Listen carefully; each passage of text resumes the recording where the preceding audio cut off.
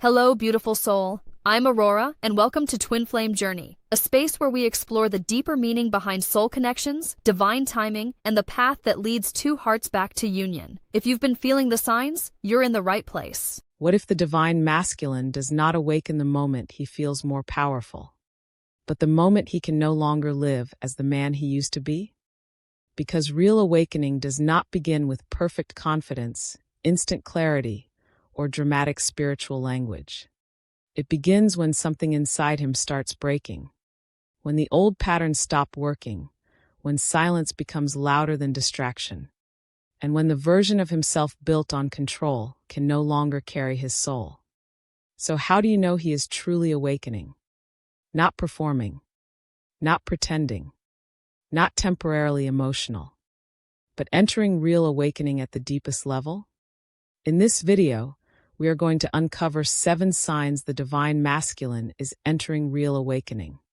And some of them are far more subtle, painful, and powerful than most people realize. Chapter 1. The hidden beginning of real awakening. There is a moment in a man's life that does not look like awakening at all. It does not arrive with perfect peace. It does not arrive with glowing confidence. It does not arrive with some grand spiritual announcement that tells him, now you are becoming who you were meant to be. Most of the time, it arrives looking like disruption, like restlessness, like emotional exhaustion, like silence that suddenly feels heavier than noise, like success that no longer satisfies, like a relationship that touched something too deep to ignore, like a life that still functions on the outside, while something on the inside quietly whispers, I cannot keep living like this. This is where real awakening begins. Not when the divine masculine feels most certain, but when he can no longer fully believe in the version of himself he used to be. That is the hidden beginning. Because most people misunderstand awakening. They imagine it as a beautiful unfolding, a clean spiritual ascent.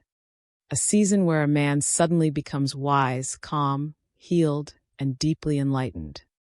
But real awakening, especially masculine awakening, rarely begins in beauty. It begins in friction. It begins when the old structure starts failing, when the mask grows too heavy, when the patterns that once protected him no longer give him peace, when the identity he built through control, performance, discipline, ambition, detachment, or emotional restraint begins to feel less like strength and more like a prison. This is the part almost no one talks about. Before a man becomes more conscious, he often becomes more uncomfortable. Before he becomes more aligned, he often feels more divided. Before he becomes more peaceful, he often has to meet the chaos he spent years avoiding. That is why the beginning of awakening can feel so confusing. He may not have language for it. He may not even recognize it as spiritual. He may just know that something is wrong. Not wrong in the superficial sense. Not wrong like a bad week, a stressful job, or a passing mood. Something deeper. A crack in the foundation. A growing inability to keep pretending. A sense that the life he has built is no longer enough to hold who he is becoming. And when that feeling starts, many men do what they have always done. They push harder. They work more. They distract themselves. They reach for discipline, routine, productivity, pleasure, attention, or isolation. They try to manage the discomfort instead of listening to it. But real awakening does not disappear just because it is ignored. In fact, it often grows stronger in silence. Because once the soul begins knocking, the old life becomes harder to perform without cost. The things that once felt normal now feel draining. The conversations that once satisfied him feel empty. The habits that once helped him cope begin losing their power. The version of masculinity he once trusted starts feeling hollow, even if he cannot explain why. And this is what makes the beginning so hidden. From the outside, he may still look the same. He may still go to work, still handle his responsibilities, still appear composed, still speak with confidence. still move through life in a way that others call strong. But inside, a different process has already started. He is beginning to outgrow what once defined him. That is not a small thing. Because the masculine ego does not surrender its identity easily. If a man has spent years becoming the one who stays composed, the one who performs strength, the one who leads, achieves, fixes, or remains untouched, then awakening threatens everything he has used to survive. It asks him to question what he once called power. It asks him to question the role he has been playing. It asks him to look at the gap between who he appears to be and who he actually is when no one is watching. And that gap can be painful. Because many men have learned how to be respected before they have learned how to be real. They have learned how to function before they have learned how to feel. They have learned how to build an image before they have learned how to inhabit their own soul. So when awakening begins, it often feels like losing control. He may feel more emotional than usual, more withdrawn, more reflective, more irritated by shallow things, more tired of pretending, more sensitive to what used to numb him, more aware of how disconnected he has been from himself. This does not mean he is falling apart. It may mean he is finally waking up. And this is where the journey becomes sacred. Because the hidden beginning of real awakening is not the moment a man gains more external power. It is the moment he begins losing loyalty to what is false. Read that again. Real awakening begins when a man starts losing loyalty to what is false. False confidence, false detachment, false peace, false strength, false control, false identities built not on truth, but on fear, conditioning, survival, and performance. At first, this can feel like collapse. He may wonder why he no longer feels motivated by what used to drive him, why the old goals feel less meaningful, why the old distractions feel weaker, why his heart feels heavier, why silence follows him, why certain memories, regrets, or emotions are rising now after being buried for so long. Because awakening does not merely add new light. It exposes what was hidden in the dark. And that exposure can be deeply uncomfortable for the divine masculine.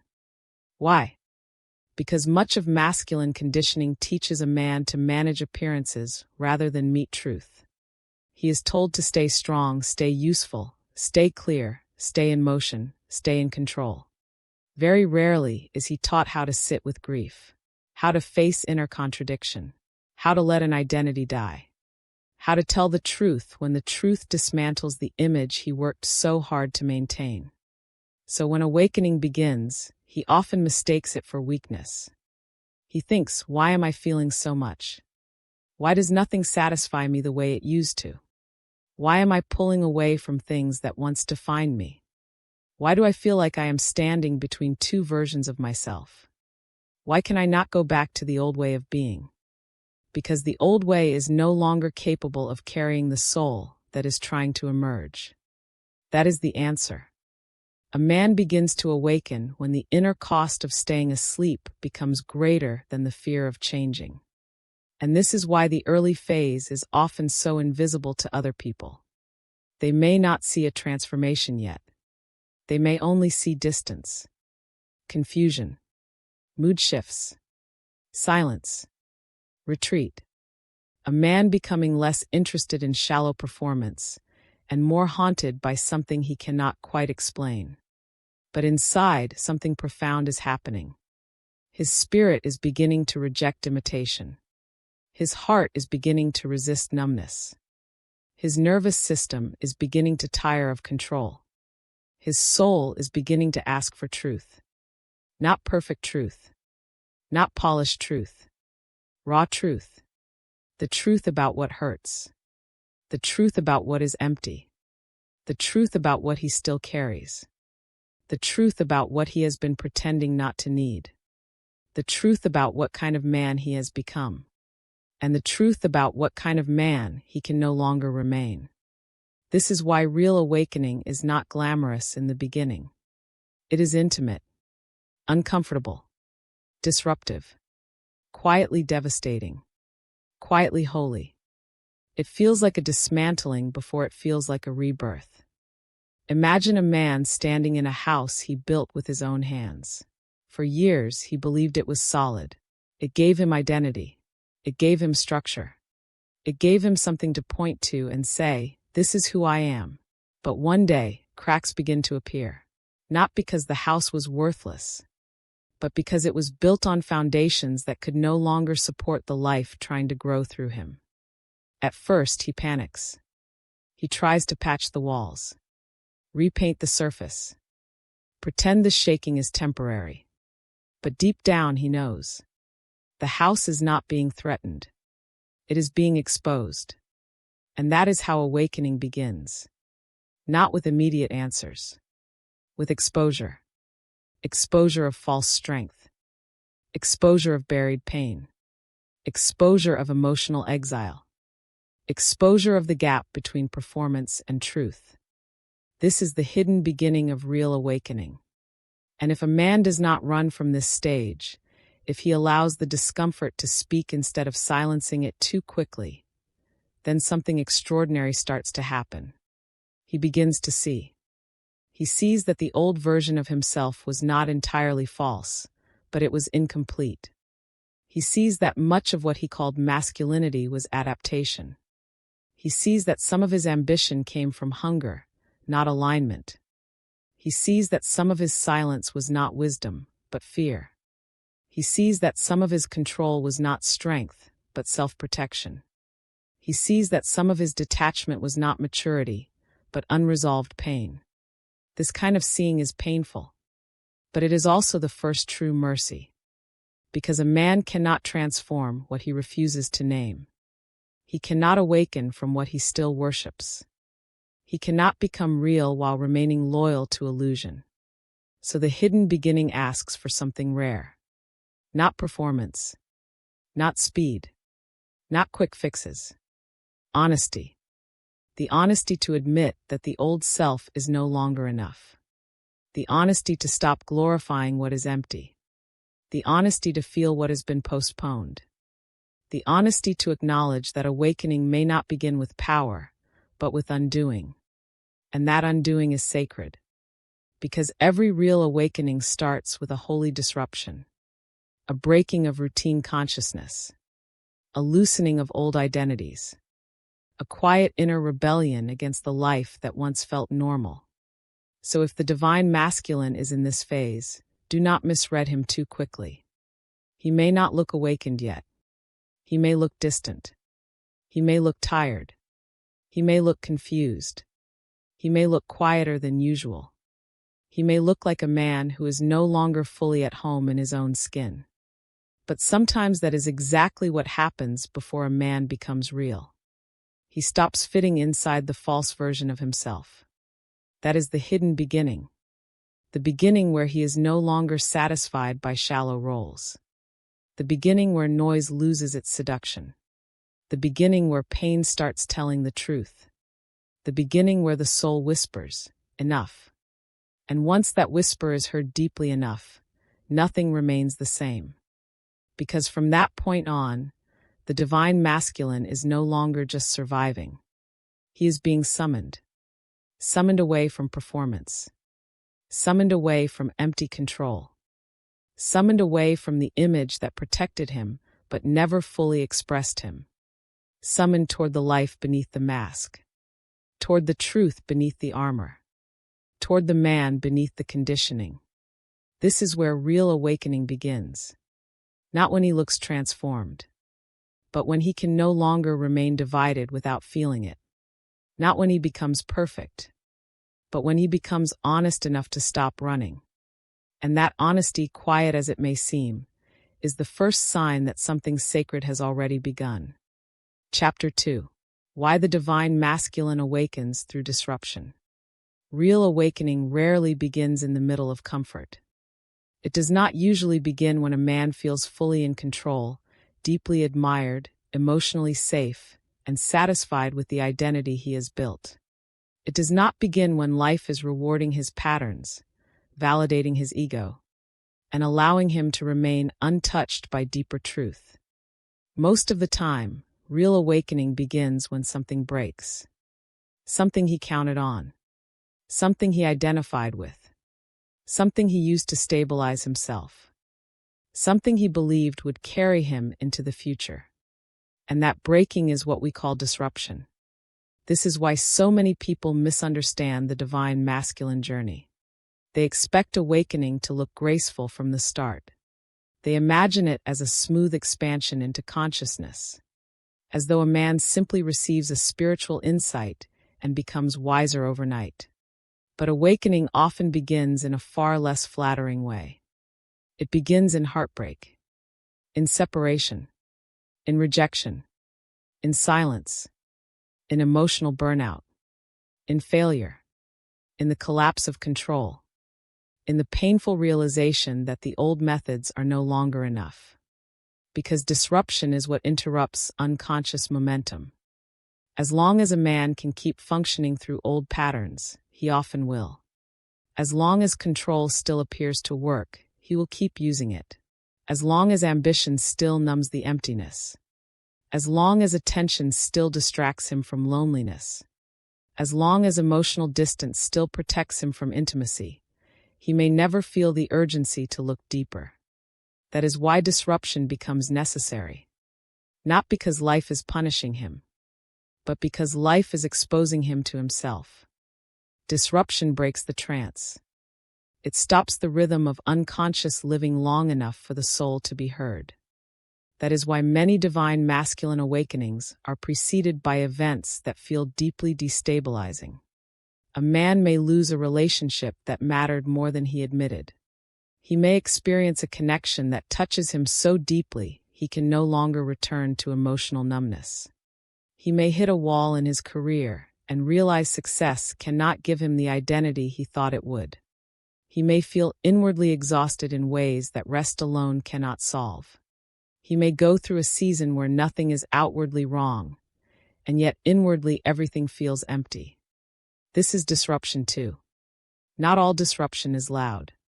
Some of it is quiet. Some of it looks like disinterest in things that once mattered. Some of it looks like emotional heaviness. Some of it looks like silence that follows him everywhere.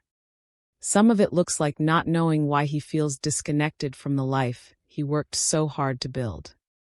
And because masculine conditioning often teaches men to value control over truth, disruption can feel threatening at first. He may interpret it as weakness, as failure, as bad timing, as emotional instability, as a phase he needs to push through and get over quickly. So what does he usually do? He tries to regain control. He works harder. He distracts himself. He seeks stimulation. He pulls away emotionally. He doubles down on routine. He chases another goal. He tells himself he just needs to focus, stay sharp, get back on track. But the deeper the awakening, the less effective these strategies become. Because awakening is not interested in helping him return to the old identity. It is interested in exposing why the old identity can no longer hold him. That is why disruption feels so relentless once it starts doing its work. The relationship may end, but the inner unrest remains.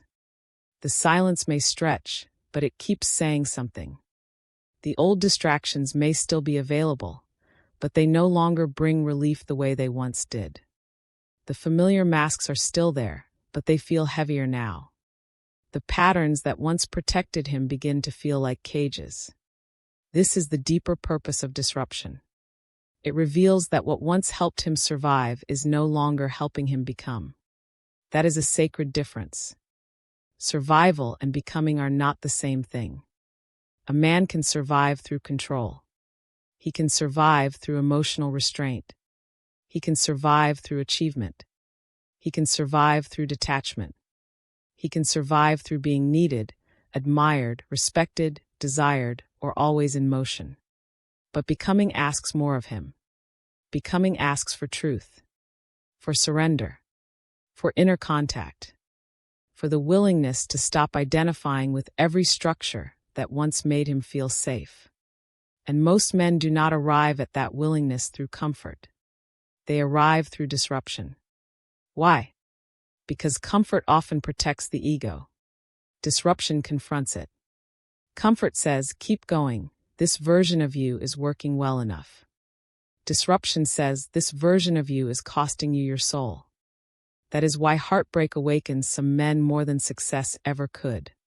Because heartbreak exposes dependence. It reveals how much of his identity was tied to being chosen, needed, desired, or emotionally in control.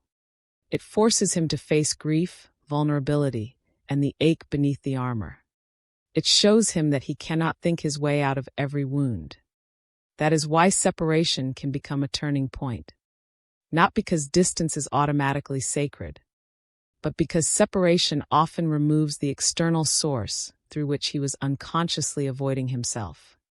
What remains is the raw confrontation with his own longing, fear, emotional patterns, and unresolved inner world. That is why silence can feel unbearable. Because silence does not let him hide behind noise. It removes the constant stimulation that once helped him avoid reflection. And in that silence, questions begin to rise. Who am I without the role? Who am I without the chase? Who am I when no one is validating me? Who am I when I cannot control the outcome? Who am I beneath the performance of strength? These are disruption questions. And they are holy questions. A man does not ask them when he is fully invested in maintaining the surface. He asks them when the surface no longer satisfies. This is why awakening through disruption is so layered. At first, he thinks he is grieving the event, the breakup, the rejection, the missed opportunity, the silence, the collapse. But slowly he realizes he is grieving more than that. He is grieving the version of himself that existed inside that old reality. The man who believed control would save him. The man who thought he could stay emotionally defended forever. The man who thought success would fill the void. The man who believed he could avoid intimacy with himself by staying busy. The man who called distance power because vulnerability felt too dangerous. Disruption begins dismantling all of that. And dismantling is painful. Because even false identities feel intimate when a man has lived inside them for years. He may know they are no longer working, but part of him still clings to them because they are familiar. They gave him a sense of self. They helped him navigate the world. They kept him from touching certain pain. So when life begins taking away the structures that supported those identities, he often feels disoriented. This is why the awakening phase can look messy. He may withdraw. He may become quieter. He may seem emotionally inconsistent. He may look like he is struggling between old habits and new awareness. He may not have language for what is happening yet. That does not mean the awakening is false. It often means the disruption is doing its work. Because real awakening is not neat in the beginning.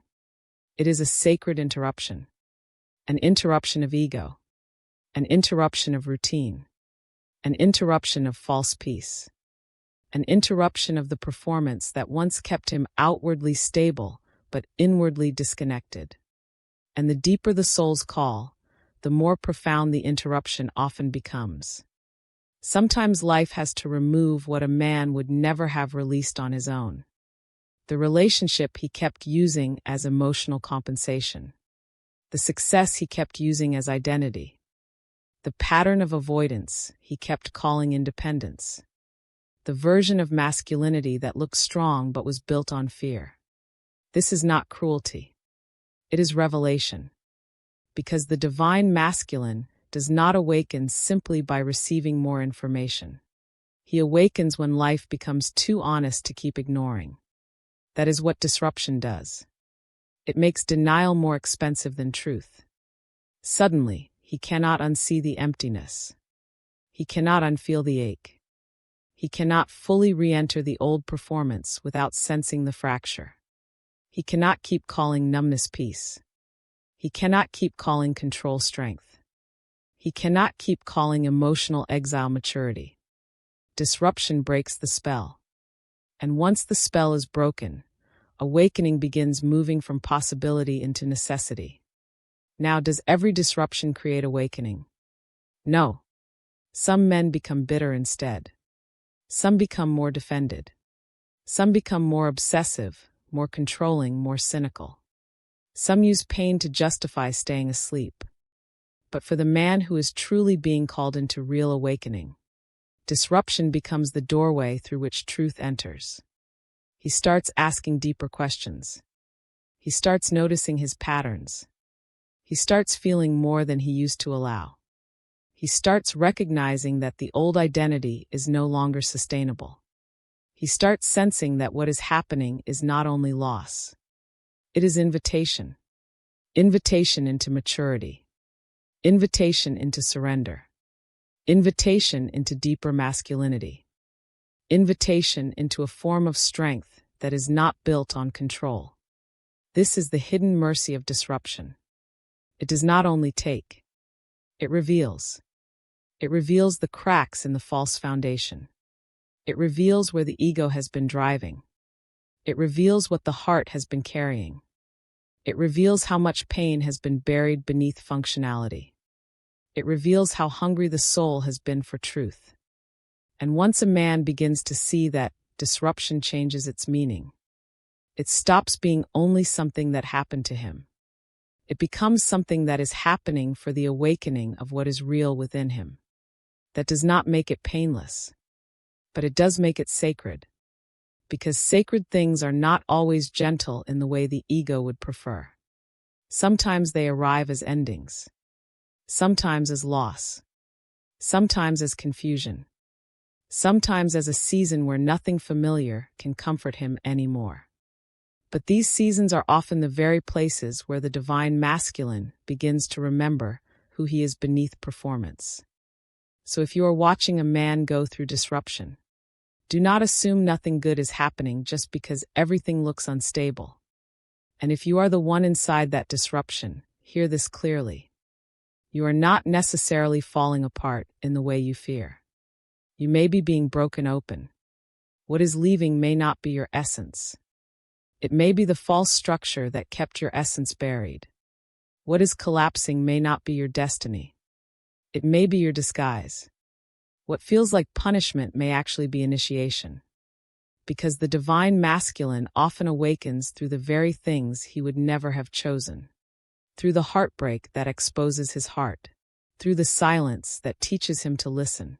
Through the loss that strips away false identity. Through the collapse that reveals what was never stable. Through the disruption that finally becomes louder than distraction. And this is the paradox. The moment that feels most like life is undoing him may be the moment life is finally introducing him to himself. That is why disruption matters. Because sometimes the soul must shake the man before the man is willing to turn inward. And once he does, once he truly begins listening, the disruption is no longer just an ending. It becomes the first sacred threshold of real awakening. Chapter 3. Sign 1.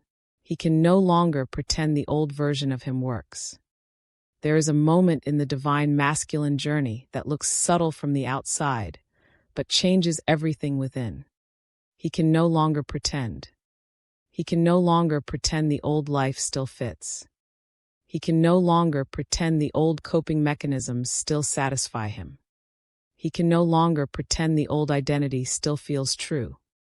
He can no longer pretend that the version of himself built on control, emotional distance, performance, or constant forward motion is enough to carry what is now waking up inside him. This is the first real sign. Not that he has become fully healed. Not that he suddenly knows what to do. Not that he has mastered his emotions or found peace overnight. But that he can no longer fully believe in the man he used to be. And that is where real awakening quietly begins. Because before transformation becomes visible, it becomes unbearable to remain false. That sentence matters. For a long time, a man may live through patterns that once helped him survive. He learns how to function, how to perform, how to maintain composure, how to stay desirable, useful, respected, needed, or in control. He may build a life that looks stable. He may even become very good at being the version of himself the world responds well to. But inside, something begins to change. What once felt normal begins to feel heavy. What once felt powerful begins to feel hollow. What once felt like strength begins to feel like armor. What once helped him avoid pain begins to feel like a prison. This is one of the most disorienting stages of awakening, because nothing may be visibly collapsing yet. But inwardly, the old self is already losing authority. He may still go to work, still show up, still answer messages, still handle responsibilities, still look strong to others. But beneath that surface, he is starting to feel the fracture. The conversations that used to entertain him now feel empty. The validation that used to energize him now fades too quickly. The distractions that used to numb him no longer fully work. The old habits that once brought relief now leave him feeling even more disconnected afterward. Even the image he built of himself begins to feel strangely distant, like a role he knows how to play, but no longer knows how to believe. This is the beginning of inner rebellion. Not rebellion against life. Rebellion against falseness. And the soul is often very quiet when it begins this rebellion. It does not always shout. Sometimes it simply removes satisfaction from what is no longer aligned. That is how many men first encounter awakening. Not through a dramatic revelation, but through a strange inability to keep enjoying what once kept them asleep. He may not understand it at first. He may think he is just tired, going through a phase, feeling emotionally off, losing motivation, becoming disinterested for no reason. But often the deeper truth is this. The old version of him is no longer convincing to his own soul. That is why the discomfort grows. Because once the soul begins withdrawing its loyalty from false identity, the man starts feeling divided. One part of him still wants to return to the old ways because they are familiar. The other part knows something has shifted and cannot be undone. So he enters a painful in-between. He is not yet fully the man he is becoming. But he is no longer fully at home in the man he has been. This middle place is sacred, but it can feel miserable. Because the ego wants clarity. The ego wants a quick answer. The ego wants to either go back or move forward in a clean, decisive way. But awakening often refuses that kind of neatness. It allows a man to feel the discomfort of transition so deeply that he can no longer romanticize who he used to be. That is the purpose. He must feel the cost of the old identity. He must feel how exhausting it is to keep performing strength when he feels fractured inside. He must feel how empty it is to chase validation that never truly settles the heart. He must feel how lonely it is to stay emotionally distant while secretly longing for something real. He must feel how limiting it is to live through control when the soul is asking for surrender. He must feel how painful it is to be admired for a version of himself that no longer feels true. This pain is not punishment. It is revelation. Because a man rarely leaves behind a false identity until he sees clearly that it is no longer protecting him. It is costing him peace, costing him authenticity, costing him emotional depth, costing him spiritual intimacy with his own life, costing him the possibility of becoming the man beneath the performance. And that is why this sign matters so much. When the divine masculine can no longer pretend the old version of him works, it means his awakening is no longer theoretical. It has entered the body, the heart, the nervous system, the everyday texture of his life. Now he feels the mismatch. He feels it when he says things he no longer means. He feels it when he reaches for distractions that no longer satisfy. He feels it when he acts confident but senses the emptiness underneath it. He feels it when he tries to return to old patterns and finds that they leave him more disturbed than comforted. He feels it when he looks at the life he built and silently wonders, why does this no longer feel like home? That question is powerful, because it is not just about dissatisfaction. It is about misalignment becoming conscious. And once misalignment becomes conscious, awakening begins accelerating.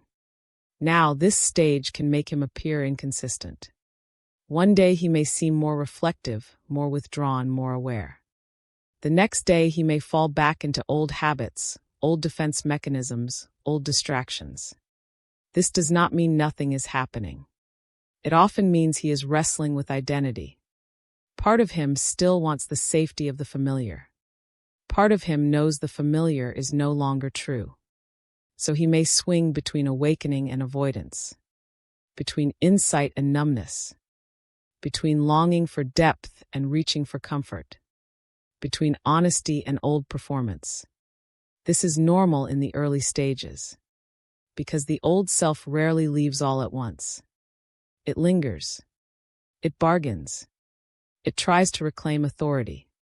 It whispers, "You are overthinking. Go back to what works. Just stay busy. Just stay in control. Just stop feeling so much. Just return to the version of you that knows how to survive." But survival is no longer enough. That is the deeper truth. Once awakening begins, survival starts feeling spiritually expensive. A man may still know how to function the same way, but now he feels what it costs him. The emotional numbness, the inner tension, the lack of true peace, the distance from his own heart, the quiet self-betrayal of living from a role instead of from truth. This is why the first sign is so profound. It is not flashy. It is not glamorous. It is not something he may even be able to explain. But inwardly, it changes the entire direction of his life. Because from this point forward, he is no longer asleep in the same way. He may resist the awakening, delay it, fight it, try to negotiate with it, but he cannot fully unsee what has been revealed. He knows now that the old way is no longer whole, and that knowing begins to haunt him in a holy way. He may feel it late at night when everything gets quiet. He may feel it in the middle of conversations that no longer touch him. He may feel it when success arrives and still leaves him restless.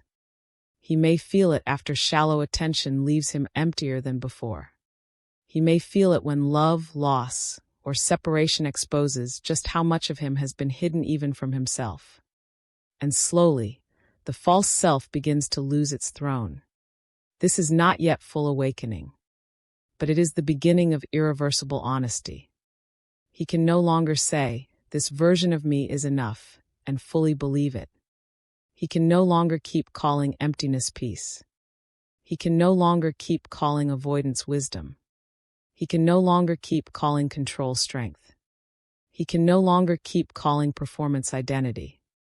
Something deeper in him has already started speaking. And what it says is simple. This is not who you really are. That whisper may terrify him. It may humble him. It may confuse him. It may strip away motivations he once depended on. But it is also grace. Because grace does not always arrive by giving a man more. Sometimes it arrives by making the false unbearable. And that is exactly what is happening here. The old version of him is becoming unbearable, not because he is broken, but because he is being prepared for truth. So if you are watching this sign unfold in the divine masculine, understand what it means. It means he is beginning to outgrow the mask. It means the old identity is losing spiritual permission. It means his soul is no longer willing to be fully represented by fear, pride, performance, or emotional exile. It means the man who once lived through coping is being called into consciousness. And that call changes everything. Because once a man can no longer pretend the old version of him works, he is standing at the door of real awakening. He may not walk through it gracefully. He may tremble. He may resist. He may delay, but the door is there now, and the deeper part of him knows it. That is why this first sign is so powerful.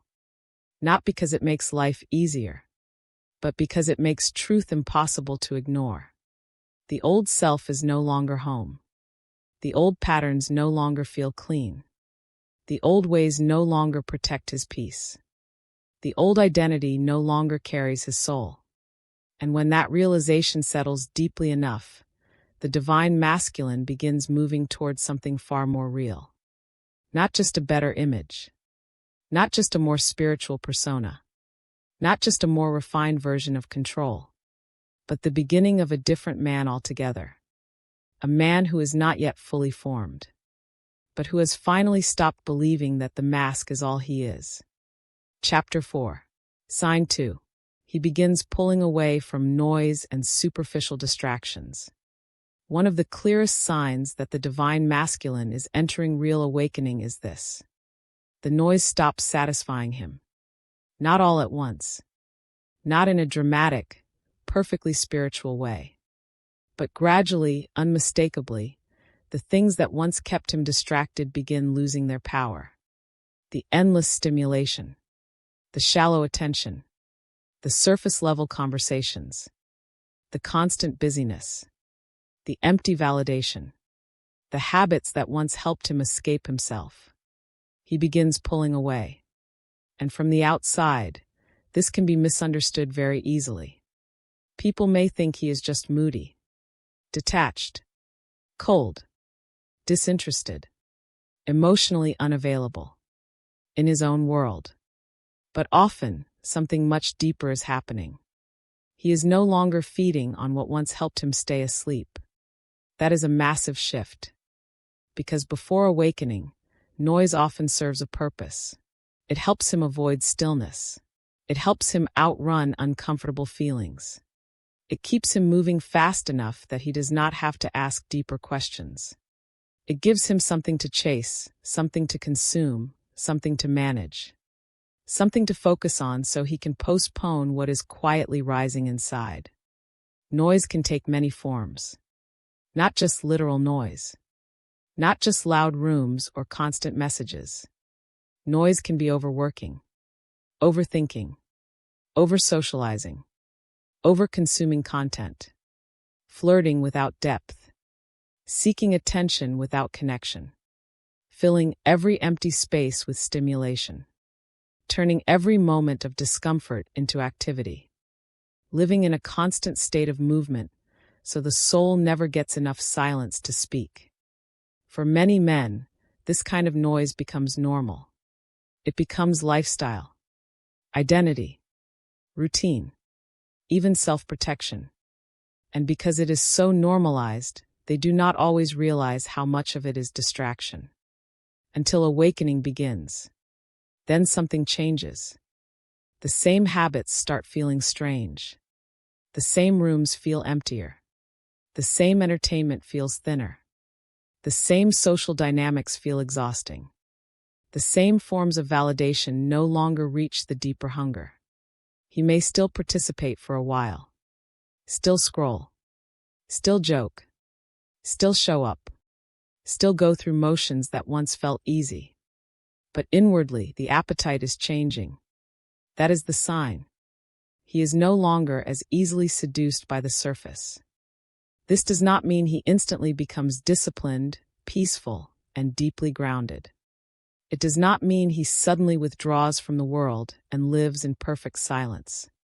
It simply means the old forms of distraction are beginning to lose their emotional authority over him. And that can feel confusing.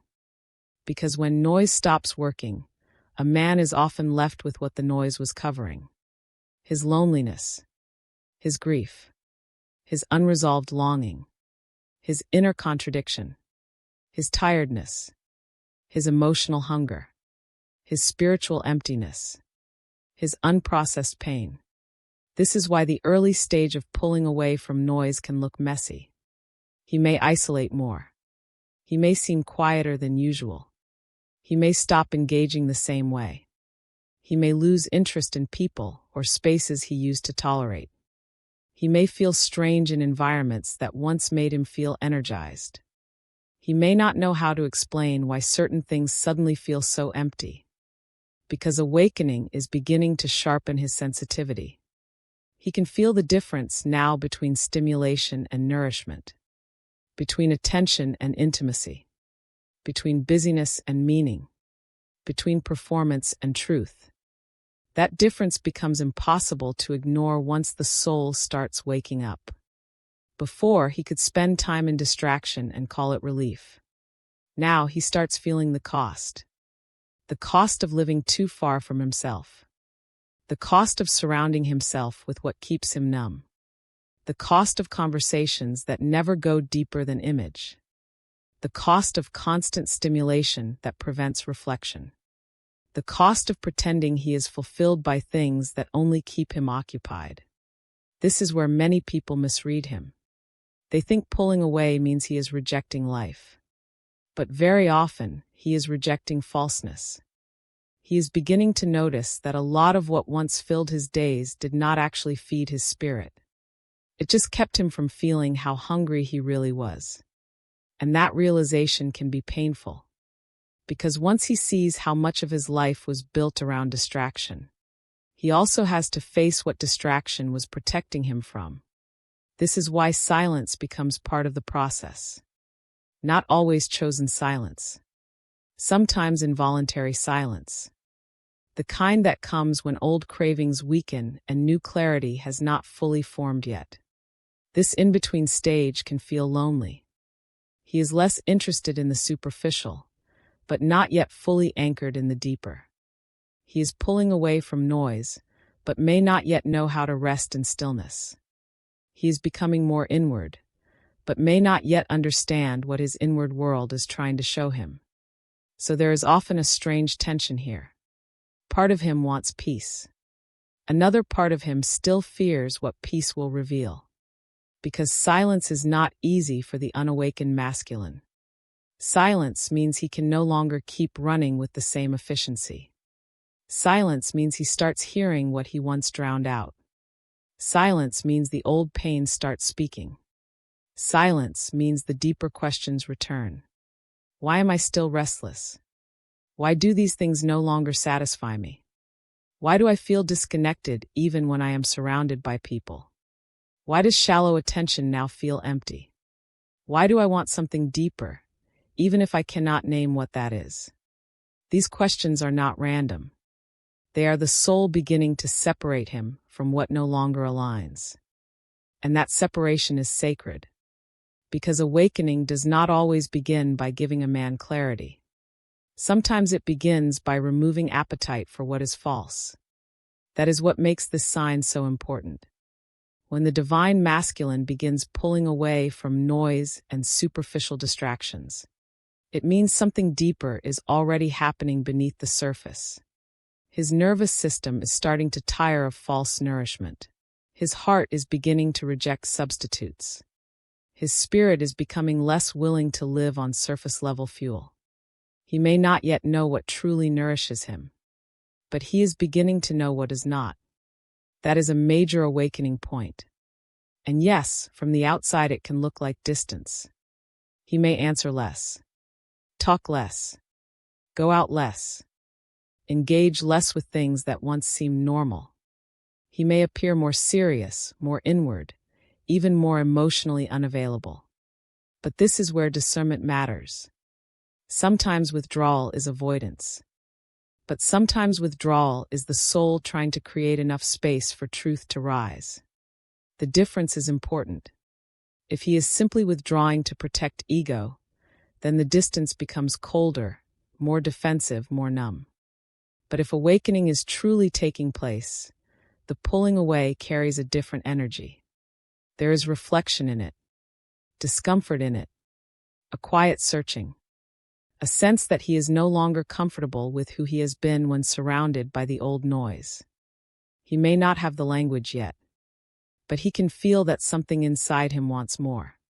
More depth, more truth, more meaning, more stillness, more reality, more alignment. And once a man starts wanting that, noise begins to lose its seduction. Not because he is above it, but because it no longer reaches the part of him that is waking up. This can happen in subtle ways. He loses interest in attention that is purely ego-feeding. He becomes tired of conversations built only on image. He finds certain environments draining rather than exciting. He stops wanting to constantly fill every quiet moment. He begins choosing fewer, but more meaningful interactions. He notices that what once looked fun now feels spiritually expensive. That phrase matters. Spiritually expensive. Because one of the hidden shifts in awakening is that a man begins to feel the energetic cost of things more clearly. He starts sensing when something leaves him fragmented instead of whole. He starts noticing that certain distractions do not just consume time. They consume inner clarity. They scatter his energy. They pull him away from the deeper process unfolding within. So naturally, he begins to step back. Not always gracefully. Not always with perfect wisdom, but meaningfully. And in that stepping back, an inner clearing begins. At first it may feel like emptiness, like boredom, like loss of motivation, like detachment from life. But deeper down, a reordering is taking place. The old sources of stimulation are weakening. The false appetite is fading. The system is being recalibrated. A man cannot hear his soul clearly if he is constantly drowning it in noise. So awakening creates space. Sometimes through choice. Sometimes through exhaustion. Sometimes through heartbreak. Sometimes through an inner disgust with what once felt acceptable. And when that space appears, the real work begins.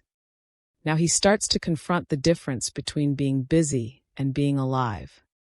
Between being entertained and being fulfilled, between being desired and being known, between feeling stimulated and feeling at peace. These distinctions are everything. Because before awakening, a man may confuse quantity with nourishment. More activity, more attention, more plans, more content, more options. But awakening begins teaching him that more is not the same as deeper. This lesson matures him. He starts becoming more selective, more protective of his energy, more aware of what keeps him scattered, more interested in what is real, more drawn towards silence, truth, and spaces where he does not have to perform. This does not mean he fully understands what is happening yet, but it does mean his inner compass is shifting. And when the inner compass shifts, the outer life starts changing too. He may leave behind certain habits, certain people, certain environments, certain ways of spending his time, certain distractions he once depended on. Not because he is trying to be spiritual, but because he can no longer ignore how misaligned those things feel.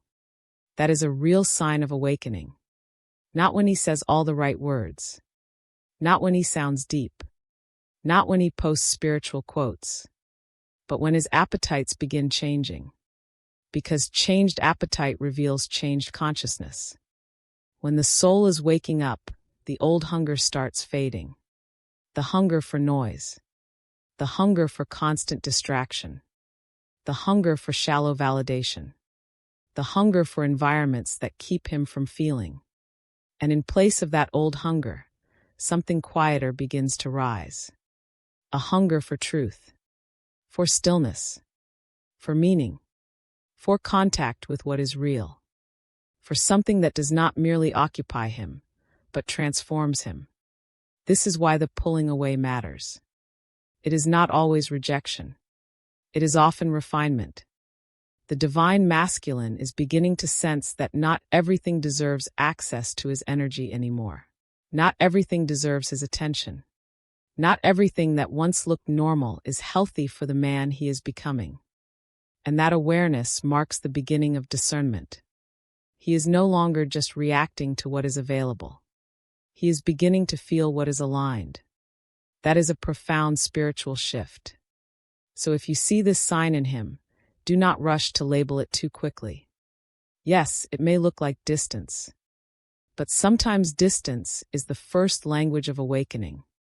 Sometimes the soul steps back from noise before it knows how to step fully into truth. Sometimes a man must become disillusioned with the superficial before he becomes devoted to the real. And that is exactly what is happening here. The distractions are weakening. The old seductions are fading. The appetite for noise is breaking. Not because he has become perfect, but because something in him is finally becoming honest enough to stop feeding on what keeps him far from himself. That is sign number 2. The divine masculine begins pulling away from noise and superficial distractions because deep down, he is starting to remember that his soul was never meant to live on substitutes. Chapter 5. Sign 3. He starts feeling what he used to avoid. One of the most powerful signs that the divine masculine is entering real awakening is not that he becomes instantly confident, clear, or spiritually composed. It is that he starts feeling again. Not in a shallow way.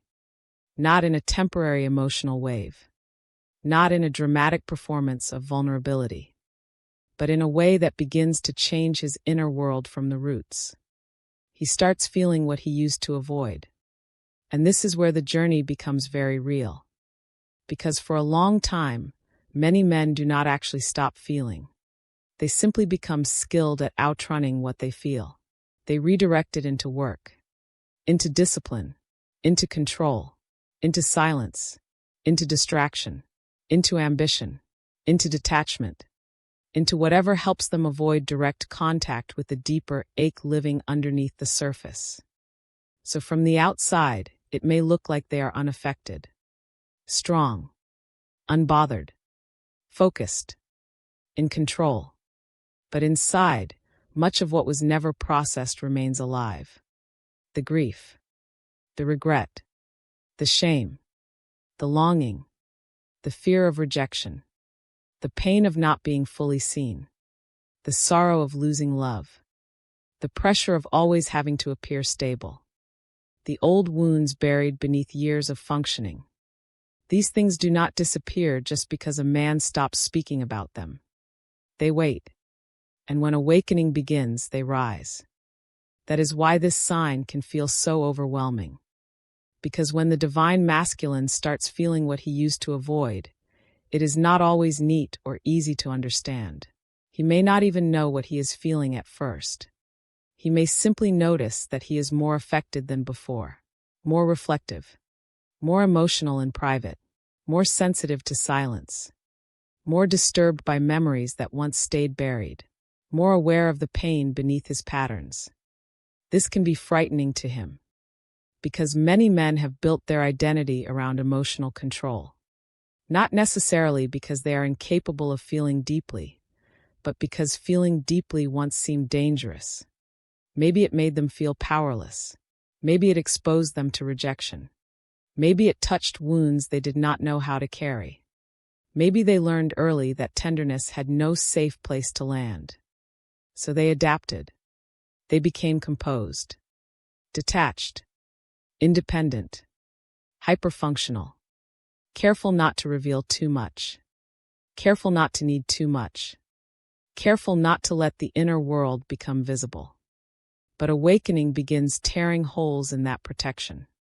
Now the old feelings start returning, not because he is getting weaker, because he is becoming honest enough to stop numbing. That is the deeper truth. Real awakening often begins when emotional avoidance stops working. A man may suddenly find that the distractions no longer fully cover the ache. The noise no longer silences the grief. The routine no longer protects him from memory. The image no longer shields him from longing. The pride no longer keeps regret from reaching his chest. And when that happens, something sacred begins. He starts encountering himself. Not the performed self, the felt self. The self who still carries heartbreak. The self who still remembers loss. The self who wanted love more deeply than he admitted. The self who regrets the moments he ran. The self who knows that some of his silence was fear. The self who realizes he has been stronger on the outside than he has been honest on the inside. This is why this sign matters so much. Because when a man starts feeling what he used to avoid, awakening is no longer an idea. It is entering his body, his nervous system, his memory, his emotional truth. Now he can no longer keep everything at a distance. He may begin to feel grief over relationships he once minimized. He may feel guilt over ways he was emotionally absent. He may feel tenderness where he once only showed control. He may feel longing that embarrasses his ego but speaks directly from the soul. He may feel the exhaustion of carrying unprocessed pain for too long. He may feel a deep sadness he cannot fully explain, because it is not only about one event. It is about years of disconnection from his own heart.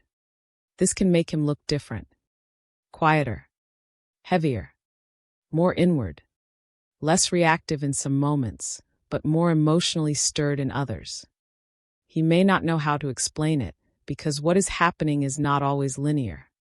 One day he may feel deep clarity. The next day he may feel overwhelmed. One moment he may want to open. The next moment he may pull back in fear. One night he may feel the full weight of longing, regret, and truth. The next morning he may try to return to control because the feeling was too intense. This does not mean the awakening is false. It means the heart is thawing. And thawing is not always graceful. Think about frozen ground after a long winter. From a distance it looks stable, hard, untouchable. But when warmth returns, the ice begins to break apart. Water moves. Old pressure releases. What was rigid becomes fluid again. And that process can look messy before it becomes life-giving. This is what happens emotionally to many men in awakening. What was frozen begins to move. And movement brings feeling. Feeling brings truth. Truth brings discomfort. Discomfort brings choice. Will he numb again? Or will he stay long enough to let the feeling teach him something? That is the turning point. Because pain itself is not awakening. Feeling itself is not awakening. What matters is whether he begins relating differently to what he feels. Before awakening, he may have treated feelings like problems to solve, weaknesses to hide, or dangers to escape. But in real awakening, he slowly begins recognizing that his feelings are messengers. Grief may be showing him where love mattered. Regret may be showing him where truth was abandoned. Longing may be revealing what his soul still desires at a deeper level. Shame may be pointing toward wounds that need compassion and accountability. Tenderness may be reconnecting him to parts of himself he buried in order to survive. This changes everything. Because now his inner world is no longer just something to manage. It becomes something to listen to. And that kind of listening is one of the deepest signs of awakening. Not perfect emotional fluency. Not instant healing. But willingness. Willingness to sit with what hurts. Willingness to admit that the pain is real. Willingness to stop calling numbness peace. Willingness to face the emotions he once outran. Willingness to let feeling become part of his transformation instead of something he must keep exiled from his masculinity. This is a profound shift. Because one of the great lies many men inherit is that emotional distance equals strength. That the less they feel, the more powerful they are. That the less affected they appear, the more masculine they become. But awakening exposes that lie. It shows him that disconnection is not mastery. It is absence.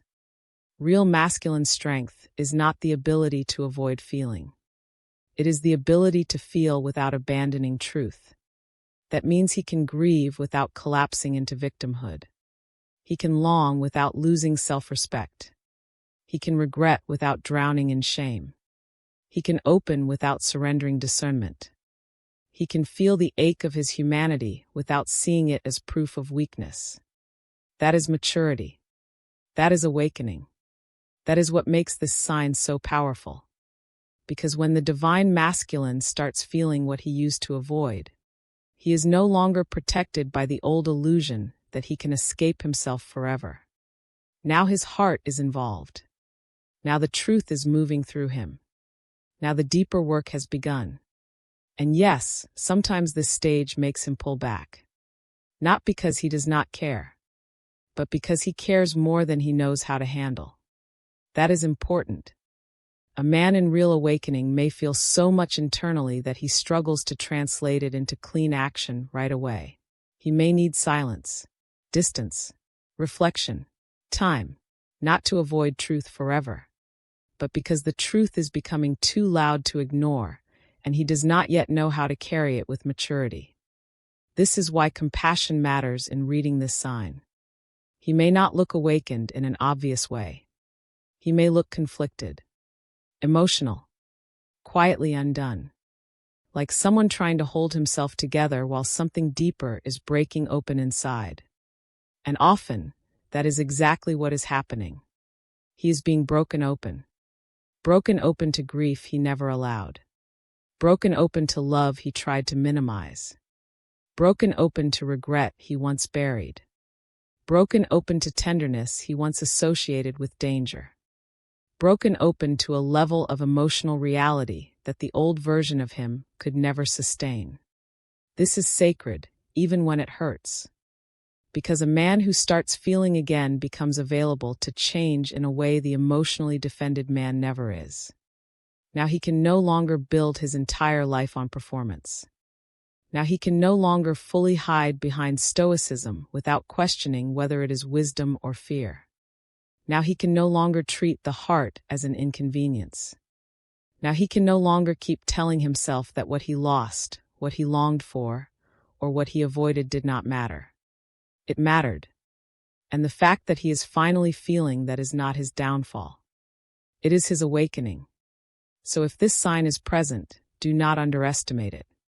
The tears he does not show, the memories that return in silence, the heaviness in his chest, the growing awareness of what he misses, the guilt over what he mishandled, the longing for something real, the tenderness breaking through his armor. These are not small things. They are evidence that the old emotional exile is ending. He is beginning to come back into contact with his own humanity. And that is what real awakening requires. Not the death of feeling, but the death of avoidance. Because the moment a man starts feeling what he used to avoid, he steps into a different kind of masculinity.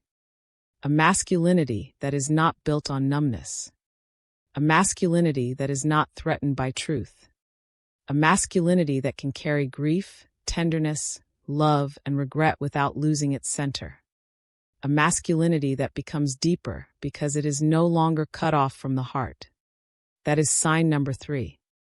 The divine masculine starts feeling what he used to avoid because the soul is no longer willing to. Let him live protected from the very truths that are meant to transform him. Chapter 6. Sign 4. The feminine mirror begins affecting him more deeply. There is a kind of connection that does not merely touch the divine masculine. It exposes him. It reaches past the image, past the habits, past the coping patterns, past the version of himself he has carefully learned to manage and present to the world. And when this begins to happen, it becomes one of the clearest signs that real awakening is no longer just possible. It is already underway. Because one of the most powerful awakening triggers in the masculine journey is not information. It is reflection. More specifically, it is the feminine mirror. Not because the feminine exists to save him. Not because a woman must complete him. Not because every intense connection is automatically sacred or spiritually mature. But because certain feminine presences have a way of revealing what the masculine has been hiding from itself. That is what makes this sign so powerful. He begins to feel the feminine mirror more deeply than before. Not just attraction. Not just chemistry. Not just emotional intensity. Something deeper. He feels seen in ways that disturb his old defenses. He feels exposed in places he thought were hidden. He feels called into honesty where he once relied on control. He feels his wounds more clearly in the presence of someone who somehow touches the exact places he has spent years avoiding. And that can be terrifying, because before awakening, many men can move through life with enough structure, distraction, achievement, or emotional distance to keep themselves from confronting their inner fracture too directly. They can function well. They can appear grounded. They can seem strong, composed, independent, even spiritually aware. But then a connection appears. And suddenly the old self starts shaking. Why? Because the feminine mirror does not simply offer affection. It reveals contradiction. It shows him where he is open and where he is defended, where he longs for love and where he fears it, where he wants depth and where he still clings to control, where he wants to be seen and where he panics at the thought of true exposure. This is why certain connections affect the divine masculine so deeply. Not because they are always meant to be easy, but because they make it harder for him to remain unconscious. That is the key. A real feminine mirror makes unconsciousness more expensive. He may still try to avoid, still try to minimize, still try to retreat into old habits, still tell himself it is not that deep. But inwardly, he knows something has shifted. This person touched something. This connection exposed something. This encounter awakened something he can no longer fully put back to sleep. That is what makes it a sign of real awakening. He begins feeling more in the presence, memory, or impact of the feminine mirror than he used to allow himself to feel at all.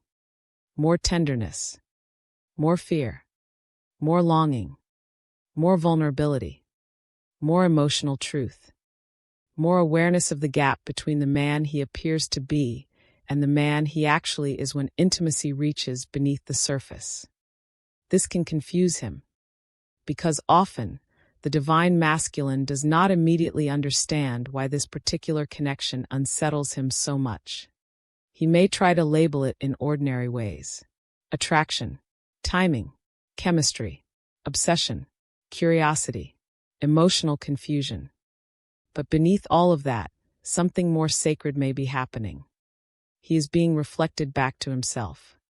Not just his charm, not just his strengths, not just the parts of himself that are easy to love. Also his wounds, his immaturity, his avoidance, his fear of surrender, his pride, his emotional inconsistency, his hidden grief, his hunger for a depth he may not yet know how to sustain. That is why the feminine mirror can feel both beautiful and dangerous. Beautiful because it gives him a taste of something real. Dangerous because reality begins threatening the structures he once relied on to stay protected. He may feel more alive, more open, more emotionally stirred, more inwardly challenged, more aware of what he truly wants, more aware of how much his old patterns interfere with his ability to receive it. This is why many men react strongly when the feminine mirror starts affecting them more deeply. Not always with clear pursuit. Not always with mature honesty. Sometimes with retreat, with confusion, with silence, with emotional inconsistency, with a strange push and pull between closeness and distance. This does not always mean the feeling is false. Often it means the mirror is touching places where he is not yet stable enough to remain fully present. That is important to understand, because when the feminine mirror begins awakening him, he may not become instantly ready. In fact, he may become more visibly conflicted for a time, more aware of what he feels, but not yet able to hold it cleanly, more touched but also more scared, more drawn toward truth, but also more exposed by it. Why? Because a real mirror does not just show him what is beautiful. It shows him what is unfinished. And that can be hard for the masculine ego to tolerate. He may realize that the distance he once called independence is partly fear. that the control he once called strength is partly insecurity, that the silence he once called wisdom is sometimes avoidance, that the life he built to feel powerful has left him emotionally unprepared for the kind of intimacy he secretly longs for. This is what the feminine mirror brings to the surface. Not to shame him, but to awaken him. Because once he feels that level of reflection, he can no longer fully believe his old story. The story that he is unaffected. The story that he does not need much. The story that he can stay detached and still experience real depth. The story that masculinity means remaining untouched. The story that he can control love without being changed by it. These stories begin breaking. And when they break, awakening deepens. This is why sign number 4 matters so much. The feminine mirror begins affecting him more deeply because he is no longer able to stay emotionally asleep in the presence of what is real. He may still resist it, but he feels it. He feels it in the way certain words linger, in the way certain absences echo, in the way certain moments stay alive in his body, in the way he becomes more aware of his own wounds after the connection touches him, in the way he starts questioning himself more honestly, in the way his old distractions lose some of their power once he has tasted something more meaningful. That is not small. That is awakening moving through relationship. And the most important thing here is this. The feminine mirror does not create all of his wounds. It exposes them. That distinction matters. Because many men initially project the disruption outward. They think the other person caused the chaos, caused the confusion, caused the emotional instability, caused the longing, caused the fear. But often, the connection simply illuminated what was already waiting inside him. The unhealed ache, the fear of being seen, the desire for real intimacy, the grief he never processed, the emotional depth he never fully allowed, the part of him that always wanted something more honest than performance, but did not know how to live from that place. The mirror reveals all of this. And that revelation can become the beginning of a much deeper masculine path. He may start noticing where he runs, where he withholds, where he reaches for control, where he disappears emotionally when he feels too much, where he wants to be loved but fears what love asks of him, where he still mistakes self-protection for self-mastery. These realizations are not always comfortable, but they are sacred. Because the man who begins seeing himself through the feminine mirror with honesty is no longer operating from total unconsciousness. He is beginning to witness his own inner contradictions. That is a major sign of awakening. Not the fact that he feels strongly alone, but that the feeling begins teaching him something. Teaching him where he is divided. Teaching him where he is defended. Teaching him what he actually values. Teaching him how much of his old identity was built to avoid the exact kind of depth now calling him forward. This is why some connections change a man even when they do not become what he expected. Because their purpose may not have been immediate union. It may have been exposure, initiation, reflection, a summons into a deeper version of himself. When this happens, the divine masculine may start becoming less interested in simply being desired and more interested in becoming trustworthy to what is real. Less interested in control and more aware of the cost of control. Less interested in looking strong and more confronted with the need to become internally honest. That is how the mirror begins doing its work. Slowly, painfully, powerfully. And yes, this can produce longing. Not just longing for the person, but longing for the part of himself that felt more alive in the presence of truth. That is why the feminine mirror can haunt him in a holy way. Because it is not only about missing someone. It is about not being able to fully forget what was revealed. He cannot entirely return to his old numbness once something real has pierced it. He cannot completely enjoy the shallow once he has glimpsed the deeper. He cannot fully trust the false self once the mirror has shown him the distance between image and essence. This is the deeper meaning of sign number 4. The feminine mirror affects him more deeply because his soul is no longer fully protected from itself. Now he feels what he avoided. Now he sees what he denied. Now he knows, even if only in fragments, that love, intimacy, and reflection are not just emotional experiences. They are spiritual confrontations. And if he stays with that truth long enough, something changes. He stops blaming the mirror for what it revealed. He starts honoring the revelation. He stops asking only, "Why did this affect me so much?" He begins asking, "What is this showing me about the man I have become, and the man I am being called to become now?" That question is everything. Because once he begins asking it sincerely, the connection stops being only about desire or confusion.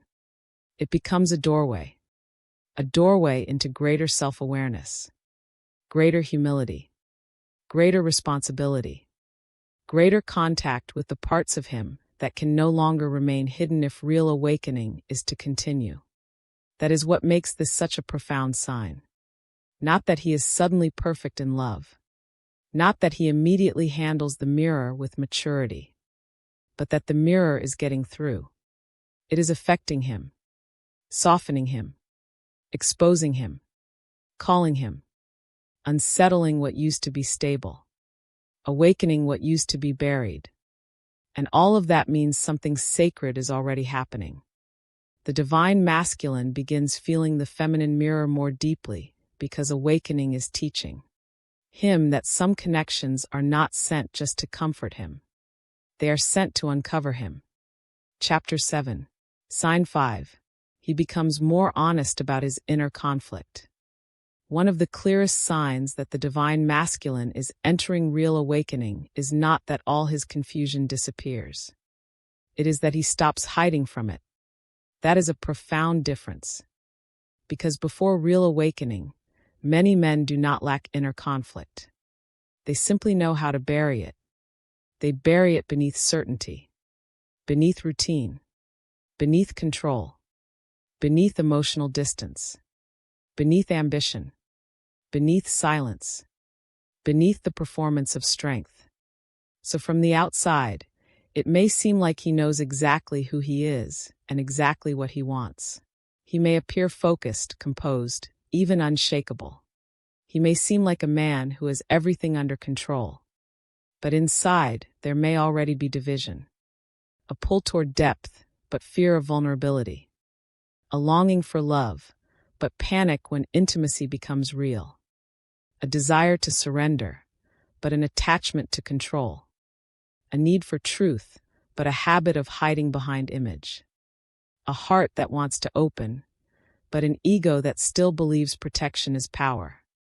This conflict often exists long before awakening becomes visible.